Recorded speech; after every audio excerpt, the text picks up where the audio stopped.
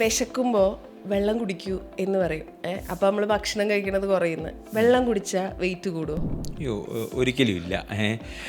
വെള്ളം കുടിച്ചാൽ സ്വാഭാവികമായിട്ട് താൽക്കാലികമായിട്ട് വാട്ടർ വെയിറ്റ് ഒക്കെ വരുമായിരിക്കും നമുക്ക്. പക്ഷേ വെള്ളം കുടിക്കുന്നതുകൊണ്ട് ഒരാളുടെ ബോഡി വെയിറ്റ് കൂടില്ല. അതൊരു വലിയ തെറ്റിദ്ധാരണയാണ്. ആളുകൾ എപ്പോഴും പറയുന്നൊരു കാര്യമാണ്. അങ്ങനെ ഇല്ല.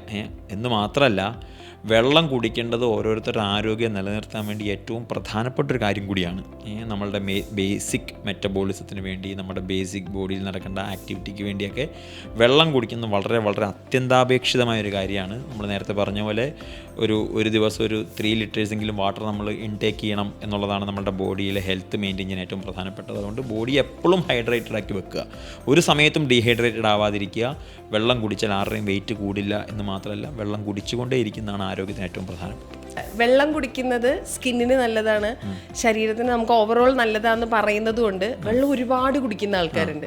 ഈ ഓവർ വെള്ളം കുടിയാണോ എന്ന് നമ്മൾ എങ്ങനെയാണ് മനസ്സിലാക്കുക? അതല്ലേ നമ്മൾ പറയുന്നത്, 20 kg 25 kg 1 ലിറ്റർ വെള്ളം നമ്മൾ കുടിക്കുക. അപ്പോൾ ഒരു 80 കിലോ ഉള്ള ആളാണെങ്കിൽ ഒരു 3-4 ലിറ്റർ വെള്ളം കുടിച്ചാൽ മതി.